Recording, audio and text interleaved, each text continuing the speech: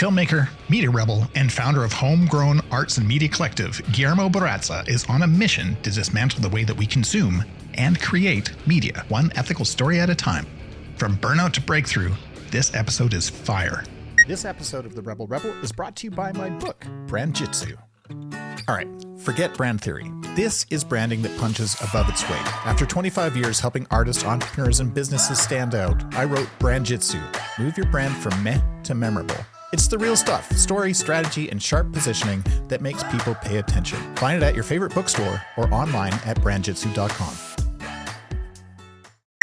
Welcome to the RebelRebel. I'm your host, Michael Dargie, and somewhere across the world, we're going to find out where I have Guillermo Barraza. Guillermo, how the hell are you?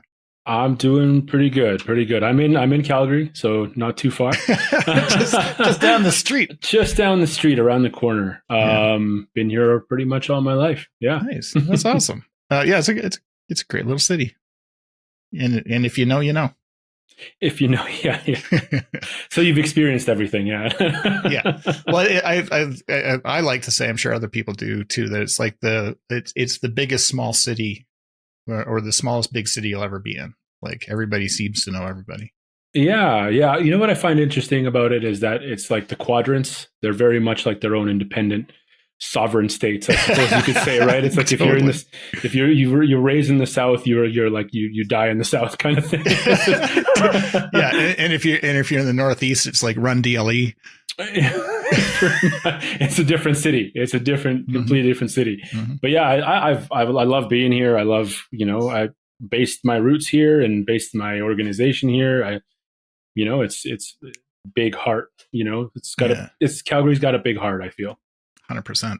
So why don't you catch us up, Guillermo? Like, tell the world what it is that you're up to. What is your particular brand of awesome that you're doing right now? Oh, wow. My particular brand of awesome, I think is, I've always, how do I put this? I've always shone in destabilization. I'm always the one throwing a monkey wrench into things. And I'm trying to do that with media and production of media and dissemination of media and consumption of media. So what I'm working on right now is the Homegrown Arts and Media Collective. It's a brand new organization. We only incorporated in as of Christmas Eve of last year. Nice. And since then, we've made some really big partnerships and big leaps. And the goal of it is to exactly destabilize. It's to try to teach young folk how to create and consume media in an ethical, sustainable, and responsible way. Interesting. And so we do that through mentorships, which we are in the midst of building our first one now. We do that through workshops, through resources that are coming through our website that is currently in development as well. Right now we're focusing on that the newly minted communicators of the world out of like post-secondary into their careers, but then eventually we're going to go down to 12 to 18 type age group to kind of get them started young, sort of thing, right? Wow. Well, and we need it in today's onslaught of media. 100%. And yeah, sorry, go ahead. No, I'm just going to say that it's insane the amount of media that we consume and create. Even creators, even people that are not creators are creating content. 100%. I think like what really solidified for me the need for something like Homegrown to exist was a few months ago. My daughter picked up my wife's phone and started vlogging. My daughter's 4 years old. Oh my God. And she was holding the phone up to her face and was like, "Hey, welcome to and she's 4. And like, I don't know where she got this from. I don't know if it's like, what show she might have seen this on, but it was immediate where I was like, this isn't learned anymore. It's instinctual for them to be able to use the phone, right? Obviously she wasn't connected to anything, but she had started up the camera and was like recording herself. And that scared the shit out of me because I was like, she doesn't know how to, she doesn't know how to protect herself from the internet, from what it could become, from what this could be. And I don't think it ever my purpose was ever more solidified in that moment where I was like, I gotta stop this shit. I love it. Yeah, it was a freaky time, but and that's exactly what it is there's like non-producers of media are creating media, right? Something can go viral in a half a second, and you see it so much where the person who is non-media trained now is all of a sudden a celebrity, Tua, and it becomes this like weird like there's no it's just this like fluff of like a thing that happens, and it gets carried away, and the more money you make from engagements and sponsors and stuff, and it just gets completely carried away, and I feel like there's a better way to do that. There's got to be a better way than to communicate and show people that their voice has power than to just like go viral and then not know what to do with that virality. Yeah. Holy crap. Okay. Well, first of all, thanks for taking on that work, because I think it's really important and valuable. And second, I want you to rep that shirt you're wearing, because yeah,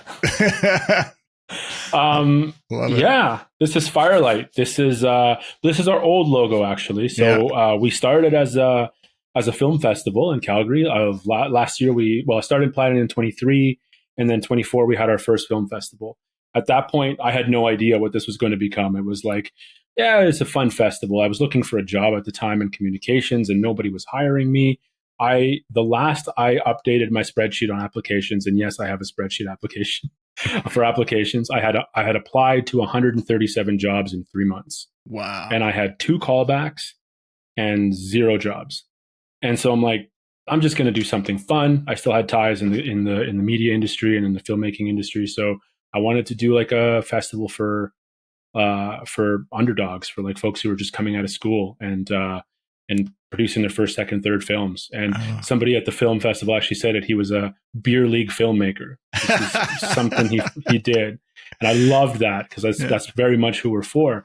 And so Firelight was created as a way to, it was like a place for people to gather. It was where the first stories were told, right? It was around the fire.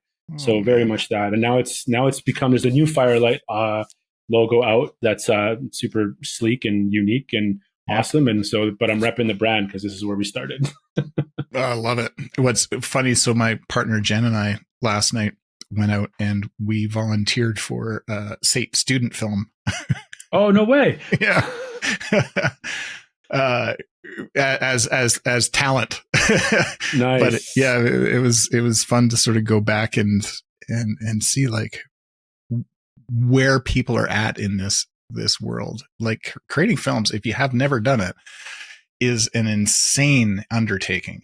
Like the shit you have to think about and plan for, and the contingencies, and to be able to, and we saw this last night, be able to pivot when things aren't the way that you thought they were on your storyboard.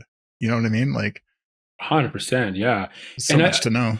Yeah. And like I don't think people understand that. And it's kind of disconcerting when like, new filmmakers, they put all this time and blood and money and effort into these things.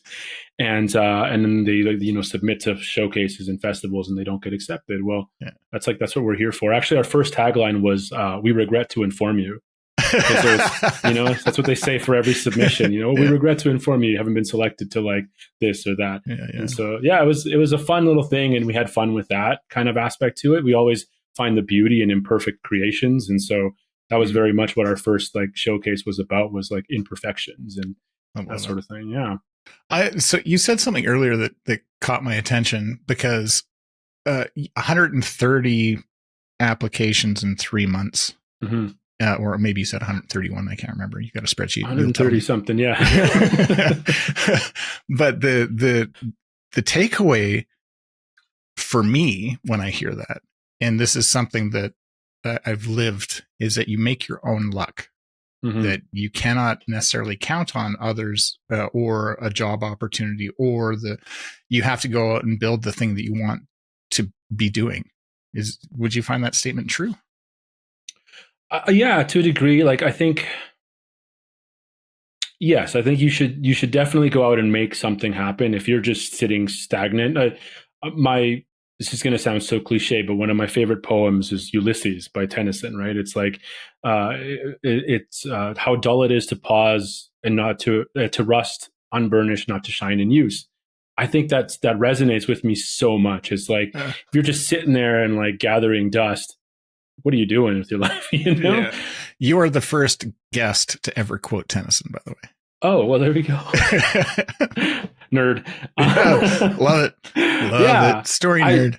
Yeah, definitely. Absolutely. I think it's like, yeah, I think making your own luck, but I'll be honest, like I work with a lot of new media creators and entrepreneurs and stuff, and it's one in a few that, you know, can put in the hours that it takes, you know.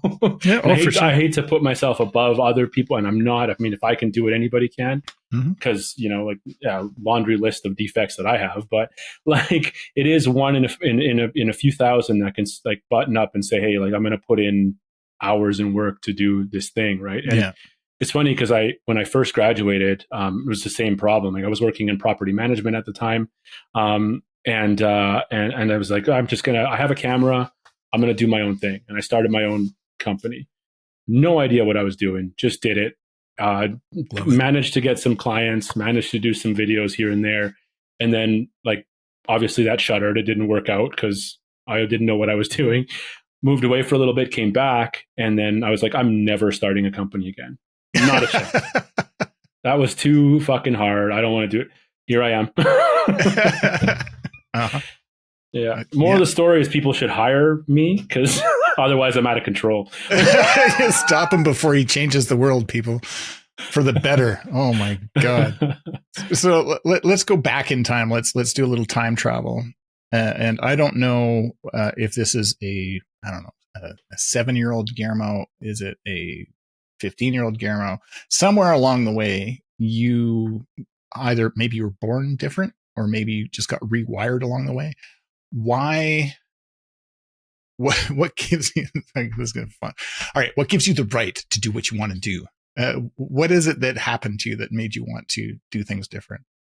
Oh man. How deep do I get? Like, yeah. As deep as you want, or as shallow. The short answer is trauma. A distrust of authority, I suppose.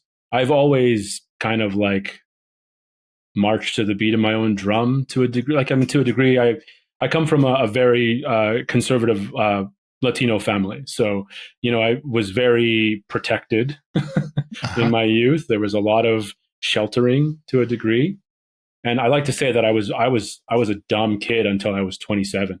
Like, honestly, like I was still learning about myself and who I was and who I was operating within the world. I just knew that I didn't like when people told me no. I didn't like when people said I couldn't do something. And I did not like when people were like, oh yeah, this is like outside of your wheelhouse. Like you can't do this. And like that, I don't know why. It just was like, I retracted when people said that and was like, well, I'm going to prove you wrong then. And I would literally like kill myself to prove people wrong. Like is that. So yeah, I guess it was just like, I was sheltered for so long and I was told that this was the way the world was and there was no other way. And I think like, you know, I moved out of my parents' place I was 17 when I moved out of my parents' place. And was like, yeah, I'm going to just do my own thing now. And I was in the trades. I was working there. I didn't realize I realized I didn't fit in there either. And, you know, I didn't know how to communicate with with people like that were in the trades and that sort of thing. And then I, you know, would hang out with my friends and I found out that I was a misfit there. And so I was just kind of like just trying to find my way. And it's because I feel like I just was like not exposed to a lot. And then, yeah, I don't know. Maybe that was it, I guess. And, you know, I was coming from that traditional family. I was like, okay, you got to go to school and then you got to get married and then you got to have a kid. And then it's like, this can't be it. Like I actually go into like a existential crisis when I'm like, this can't be it. Like you know, 9 to 5 punch in, go do your shit, come out. Like this can't be it. This can't be for me. And I don't fit in it. Right. Yeah. And I mean, again, I threw a wrench into a lot of corporate plans because I was like, well, that doesn't really make sense. Like, you know, but you know, it was that. It was like, and then when I got to travel, I think honestly, it was like around, I was a late bloomer. It was around when I was like 23, 24, when I took my first trip outside. Well, we flew to El Salvador. That's where my parents are from. we flew to El Salvador a lot, but that's all I knew, right? It was like Calgary, El Salvador. That's a big Calgary. difference, though. It is, absolutely. And that's a whole other, like, cultural shock that I would, go through. And it was interesting. But, like around 24 was the first time I traveled by myself and like went out and like, went to Italy. And I was like, this was to do it. Oh yeah. I was like, there's another world out here. There's so much I haven't experienced and seen and fallen in love with and that kind of like was the beginning of like opening my eyes to something other than what I was shown. Amazing. And, I was in school at the time for communications. And that was a whole other challenge where I was like trying to find my place within the journalism program, which, and at the time I was like, oh, I'm going to be like a war zone reporter. Oh, yeah, sure. There's so much that I wanted to do. And then after that first trip, it was like, I need to do something with my life. I got to go back there. I got to find a way to go back there or go elsewhere. And then, like after that, it was a lot of self-reflection. I always like to say like, I didn't know who I was until like there was nobody else I could be except for like the person I became. Like I hit rock bottom. That sounds like Tennyson. Yeah. So the person I was seeing at the time left in a weird breakup, and I was broken into, had all my stuff stolen, and I had this like weird dream where like people who I had not seen in years were like coming into my apartment and just like taking my stuff. And I'm not this type to be like I don't own crystals. I don't balance chakras. I'm not.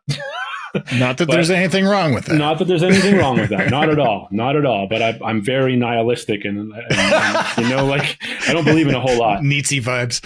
Yeah.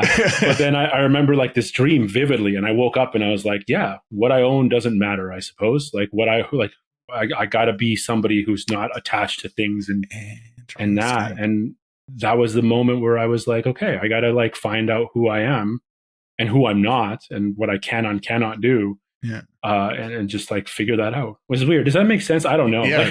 100% it does. And have you been to other places? Like, have you traveled? I have now. I've been to Cuba. I've been to Iceland, places like Iceland. Yeah. Iceland was rad. That was another world experience. That was amazing. Yeah.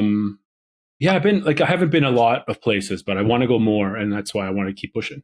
What I've noticed, with all the different people I've met in my travels is that the ones I tend to resonate with, or the ones that I think have got a bigger vision, are world travelers, like people who have left the confines of their city, of their province, of their country, of their continent.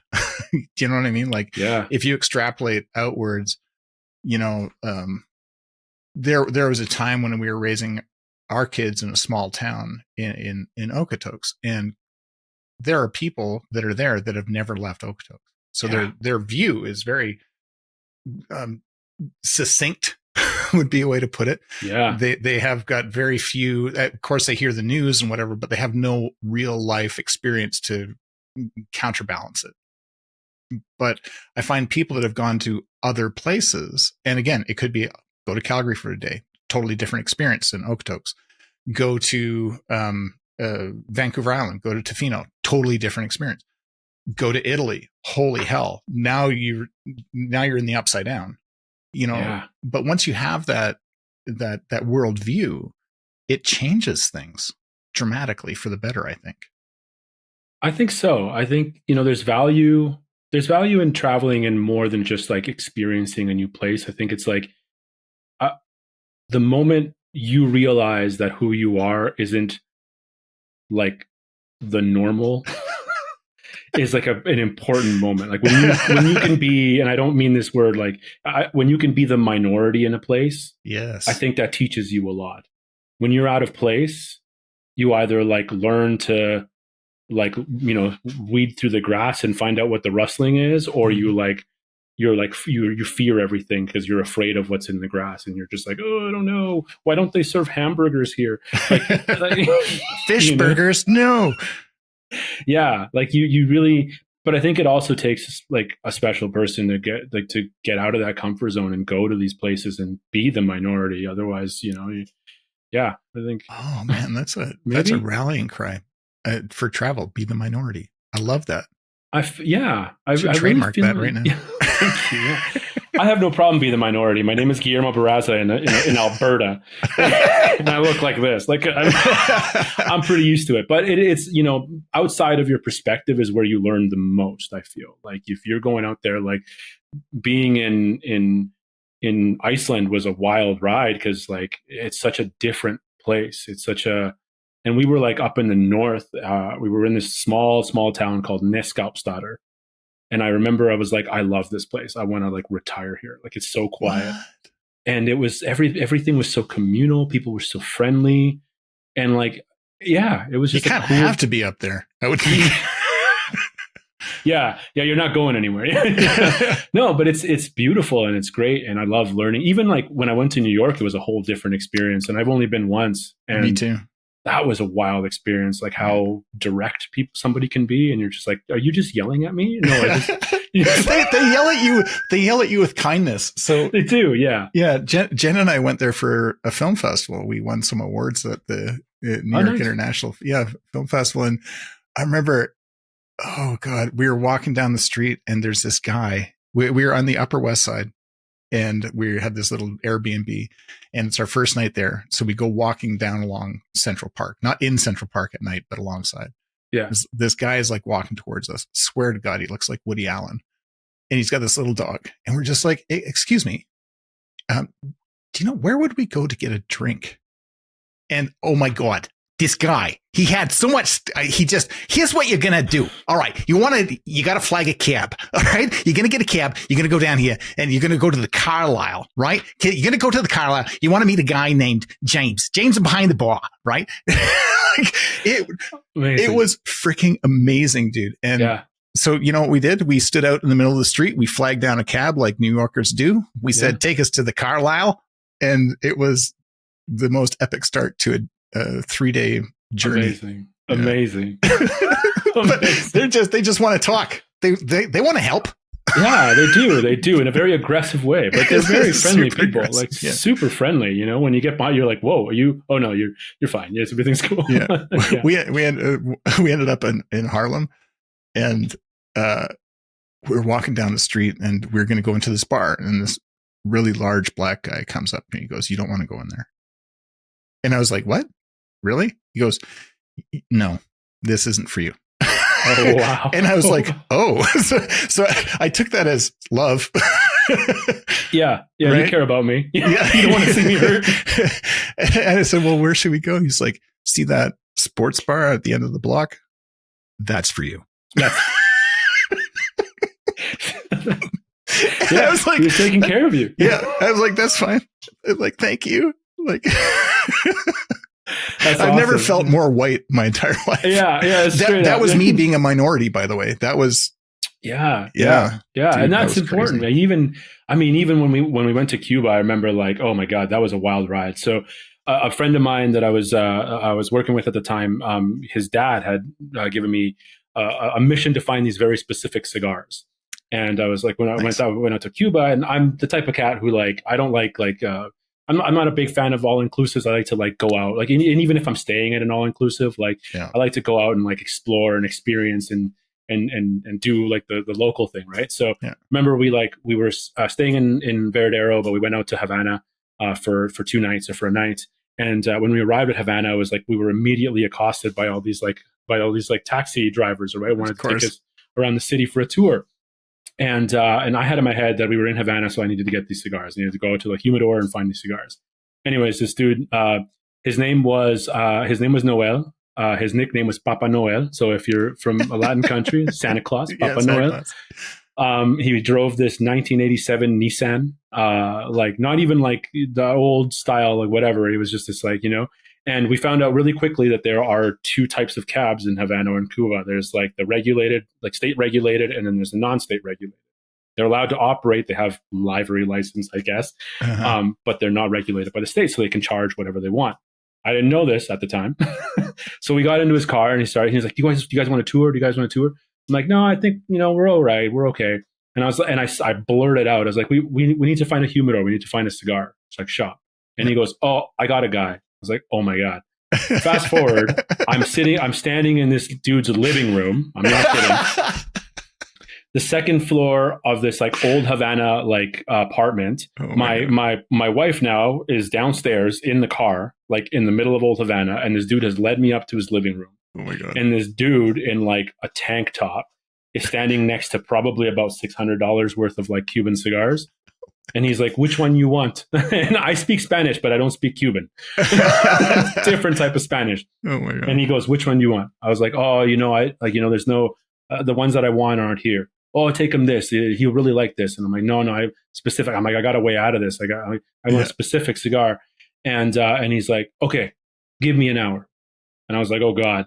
So we drove around for another hour doing a little bit tour. It was actually a pretty rad tour. It was pretty nice. And the guy didn't charge us a whole lot. It was a pretty fair price for this tour. Came back to this dude's house. He's standing there. He's holding a bag.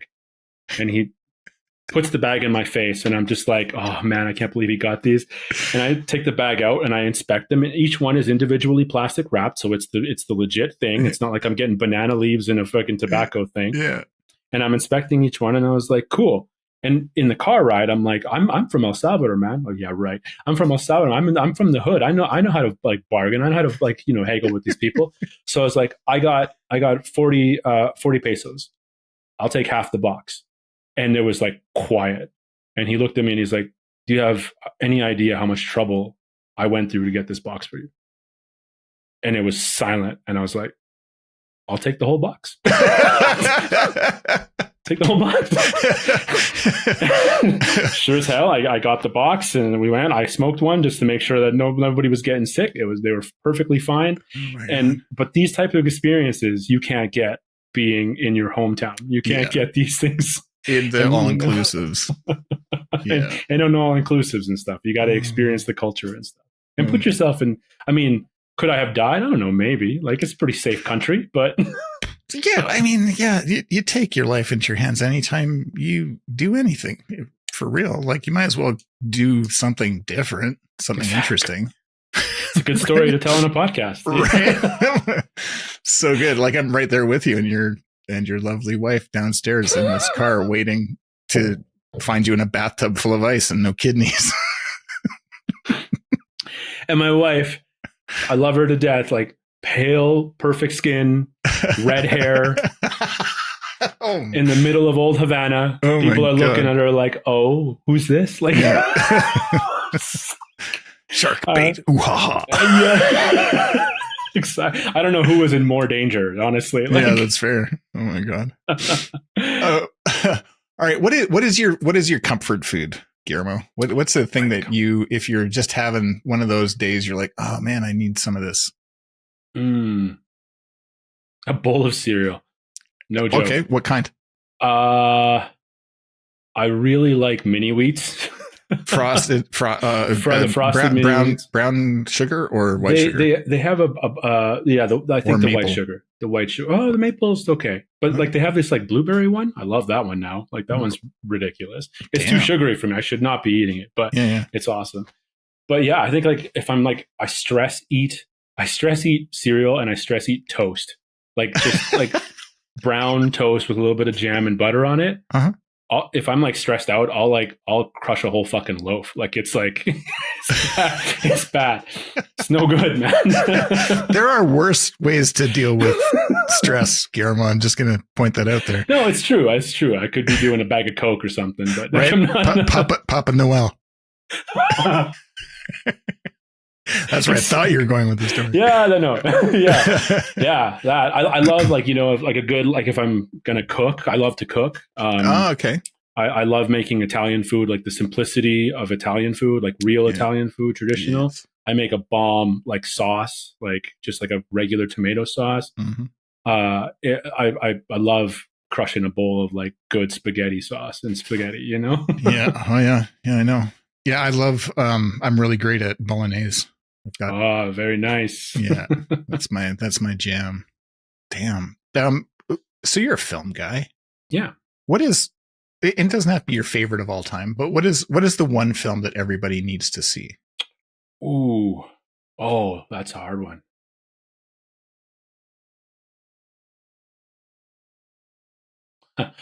uh yeah, that's a tough one. I think it's so different because I'm somewhere in between, like, the cabinet of Dr. Caligari and like Fast and the Furious. Like, Wow. like I'm in between that spectrum because there's folks who, like, sit down and watch like a Ben Hur, like a Sure. original Ben Hur or something like that, and really, and I mean, that's not my kind of jam. Like, this older flicks are not my jam. Mhm. But I'm also like, I these new, I call them confetti cannons, that are like the Marvel universe and stuff. Like, I'm not super into that either. Yeah. I love, sounds super like mid, but like the Godfather is like the first one. I like Sure. Godfather part two, but I think the first one is just more Mhm. of a complete story, I feel. Yeah. I love it. Um, stuff like, I mean, Citizen Kane is good, if you're looking at that kind of thing. Oh, damn. But I think, and I was legit, I'm not even kidding, having this conversation with a friend of mine. I think if you want to experience cinema from the 1990s up until now, and it's like a slice of like what cinema was at that point, Yeah. watch all of the Mission Impossible movies. Yeah. They are a slice of what cinema was in those time periods, and Interesting. they're perfect. They're like they're and they range from really bad, like Mission Impossible 2, to like pretty decent, like, like the third Mission Impossible, the J.J. Abrams one. Mhm. Each one is like a slice. That's it. Yeah, interesting. So I don't even know. I believe the last one has come out, like where he jumps the motorcycle off the Yeah, thing. Like, I haven't watched that one. The one before that, which I think was Dead Reckoning. yeah. I know there's a Dead Reckoning 2 or whatever. Yeah, yeah. Yeah. Anyway, there was one in there that I was just like, this is awful. I just felt that it lost the plot so quick and was just over the top in so many ways that made no sense in the franchise. Yes, But to your point, I think it was a perfect slice of time in cinema history. what it is now. Of what it is now. It's Yeah. just bloated slop is what it is. It's it's marketed, it's packaged, and it's sold en masse, and that's exactly what it is. What things are now. It's Yeah, But that's a great observation, Guillermo. Thank you for that. It's perfect. Yeah, I think they're perfect. I think they're their own thing, and they don't make sense, but it's awesome. Yeah, I do love the first one. Yeah, it's a great film. I love the third one. I think the third one's probably one of my favorites. I think the way it starts is like, it's perfect, and then it's just like it's a good story. It adds to who Ethan Hunt is as a character. Okay. I think it's really good. Yeah. And then after that it gets a little strange. But it is weird to see Tom Cruise not age over that amount of time. Very strange. Very strange. You think some of those those stories of like whatever the stories of the stem cell stuff is like true. Like, you're like, what? Wait a second. Yeah, as he's like him and 80. Paul Rudd. Damn him, Paul Rudd. What a handsome bastard. Yeah, charming. Yeah, straight up. But go sorry, ahead. No. My favorite director is a director named Jim Jarmusch, and he's a musician and he's a film director. And I think like you either hate him or you love him. Okay. But I like him because his films have like rhythm, or at least his early stuff has like a rhythm, like music. It's very like, musically inclined, like his film Dead Man, and it has Johnny Depp in it, who I'm not a fan of, but I love that film. It's like one of my favorite films, and it's just incredible music, incredible cinematography. It's like an acid western, so it's a trip, like absolute trip. It's something that like if you want to dip your toe in like experimental cinema and like getting into like the weird stuff, Dead Man's a good place to start, because it's not so weird that it's gonna be off-putting, but it's it's still like pretty mainstream, that it's like comfortable. What's the weirdest film you've seen? Oh, that's a great question. I think the weirdest film that sticks in my mind is a film called, I think it's called Rubber. Yeah, I Have knew you it. seen that one? Oh, the, yeah. the tire one? Yeah, that is a weird movie. That's like Attack of the Killer Tomatoes with an inner tube. Yeah. Well, Yeah. with a tire. The Jesus, pyrokinetic like that's a rubber deep cut. tire. Yeah. That was the one that sticks with you the most. I've seen some weird films, like some really like under the radar type stuff, but that one for some reason, every time somebody asks me that question, I'm like, I think it's got to be rubber. It's Got just to a be weird rubber. premise. Yep. And somehow they paid for it. Yeah, It got made. That's one of my favorite film things. Is it got made? It got made. How did it get made? I don't know. I was trying to think. So Jen and I were down in Miami for a film festival, and we were watching some shorts. I'm trying to remember the name of it, but it's not coming. I want to say like, oh, fuck. I wish I could remember. But the premise is this: it's in Afghanistan, and there's a sheep herder, and the sheep herder is walking through the desert, and comes down to basically get his sheep water, and he steps on a landmine, and you hear a click. And the rest of the, call it 10-minute story, no dialogue at all, just him dealing with this situation. And it was one of the most amazing pieces of cinema I've seen in a long time. Like we were left shaken by it, and it was just so well done. And I've never seen anything like it before. And I got to find out what it's called because it was amazing. That premise sounds awesome. I think, Yeah. That's fantastic. Yeah. I would want to watch that. Yeah. It's like such a simple idea, but it was just executed so perfectly. And anyway. Yeah. Great films. I think another one that like the weirdest films that I've seen that are kind of like, well, they're mainstream-ish, are like the early Peter Jackson films, like Meet the Feebles and that kind of stuff. And like that stuff's some like scarring. Like I was like way too young to watch those. I should not have been watching those films. Yeah. But the stuff like that, right? That's kind of weird as well. I used to work at a Blockbuster, so I like got to see a whole bunch of films. Like I would max out my 10 rentals a week and like watch like all these films. Oh, nice. Well, that's what did it to you. I got scarred by Day of the Triffids when I was little. Oh yeah. That one left a mark. There's some movies out, from like the late 80s, late 70s, early 80s. Yeah. Like, man, wow. That's fucked up. Yeah. I think my babysitter went to sleep or something and just left me with the television on, and it just left all kinds of psychological trauma. Unsupervised, like, oh wow. Yeah, we didn't have remotes back then. We had to change the channel. Oh yeah. we had 12 channels, bro. Yeah. That's funny. People will never understand that struggle. So true. What was on? Sorry, go ahead. Home popcorn or movie, like cinema popcorn? Movie. You got to go movies. Yeah. Layered butter? I don't do the butter. Okay. I just like take it raw. I go raw. It's the salt. I think I love it. And that's probably why I got hypertension. I love salt. I got a salt tooth, a sweet tooth, salt tooth. All right. Fair enough. My God. What part of Calgary are you in? I'm currently in the southeast, so Cranston area. Yeah, way down south. So you're walking around the windmill in Cranston.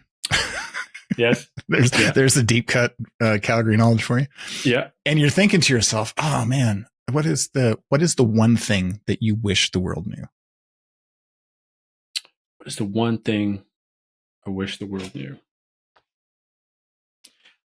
Stuff doesn't need to be scary all the time. Like you can, like we're programmed to be scared of the unknown. Right. That's just, it's how we kept alive, but we're no longer, running through the prairies and swinging through trees and shit. Like we can explore and find new things and experience new things and look what's on the other side of that brush and not be afraid. And it takes a special person to look on the other side, I suppose, and like be unafraid for that moment until you can find out that it's like safe or not safe. I wish people would just I think a lot of like misinformation and intolerance comes from like just fear of the unknown. Like go and experience stuff and expand your horizons, because you probably won't be afraid as much, and you probably get off your keyboard and stop commenting dumb shit on YouTube, like whatever that's, like just experience shit. Like I wish people would just know that their fear is what is stopping them, I suppose. That's amazing. Perfect answer. Thank you. Favorite kids book to read aloud? Ooh, I got to go with what was it? I Love You Forever, the Robert Munsch. Oh, that's delightful. Tears all the time. Oh, Ugly there is cry. one. Yeah. There's one. Oh my goodness, the Barnabas Project. I'm reading it with my daughter, and I just found out there's a second book. I'm going out and getting it. There's a book called the Barnabas Project. It's about imperfect monsters, and in this world that this book creates, they make monsters to have as pets, and there's the perfect image of a monster. And then if the monsters come out and they're like weird looking, they get thrown in a basement. And it's about the story of Barnabas, this like mouse elephant. It looks like an elephant, but it's the size of a mouse, about how he escapes, and he brings all these other imperfect creatures out into the world to like experience what the world is. And I love that book. Oh, hell yeah. I'm going to go get that for myself. Yeah. Book 2's out. Like, get it. Yeah. Gonna binge read it. I might even call my kids over. They're like in their 30s. We'll just curl up and read Barnabas. Yeah. I'm surprised it hasn't been made into a film, to be honest. It's very cinematic. Like the way it's drawn, the art is beautiful. Like, yeah, it's a great book. Oh, that is so cool. Thank you for that. That's amazing. Yeah. Oh, okay. Guillermo, there's these people in the world. I call them rebels in waiting. These are they might be people deciding to go into film. They might be a brand new director, or maybe they're in a film class and they're trying to decide whether they're going to be, a director, or they're going to be a cinematographer. Who knows what they're going to be? Storyteller, scriptwriter. But I don't know. I find with people, like sometimes there's little holdbacks. They're just not sure. What advice would you give to these people? It doesn't have to be film, but these people that are maybe stuck and unsure what step to take next. What advice do you have for them? I love this question. I think, advice is like, I think you should, I go back always to this quote, and it's so cliche, but, it's a Bruce Lee quote. He says, all knowledge is essentially self-knowledge. And that, for me, the way that I decipher it, disseminate it, is that you know what you know is important, but what you don't know is even more important. Because on where you operate and when you don't know, that's where you learn, I feel. And so knowing yourself, preparing yourself for as much as you can. And then my second half of that advice is lean into the knowledge that you don't know shit, because there is an invincibility that comes with not knowing what's ahead of you, but knowing that you know enough that you can take care of yourself, and just moving forward, and just be whatever comes, we're going to fucking deal with it. That's how I've always operated. It's like, I know myself enough that I know I don't know everything, but I know that I'm going to make it through. So head down, fucking get through this. Cause it feels very Robert Rodriguez to me. A little bit. Yeah. Little El Mariachi early days. Yeah, very much. Just get into it, right? Because if you would have told me a year ago how much work it would have been to get here, I wouldn't have fucking done it. Like I would have kept applying. I would have been 200, 300 fucking jobs applications out the door. I would have never done it, because it's fucking terrifying, and the things that you got to learn. But at the moment, you're just like, okay, here's the next task, and the next task, and the next task.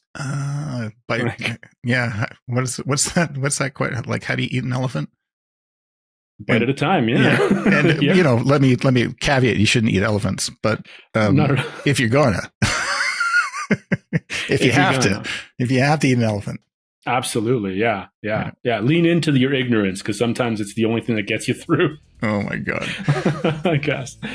Guillermo, this has been an outstanding conversation. Thank you so much for joining us. Thank you. I'm new to this whole thing. This is actually my first podcast, so I was nervous, but I mean, it was super conversational. I love it. I dug it. I dig what you do. I've read some of your book, and you're an inspiration to me. And yeah, I love it. I love this. Thanks, Guillermo. Have a great weekend. You as well. Thank you. Thanks so much for listening to this episode. Hey, if you're an artist, scientist, entrepreneur, or business owner who wants a smooth and proven method to find, shape, and share your story with the world, head on over to brandjitsu.com and order a copy of my book, Brand Jitsu, Move Your Brand from Meh to Memorable. I've been your host, Michael Dargie, and this has been the RebelRebel podcast. It's a podcast for creative rebels and entrepreneurs all over the world. And hey, if you're a rebel or you know a rebel, head on over to the RebelRebelPodcast.com and fill out the guest request form. Thanks so much for listening. Until next time.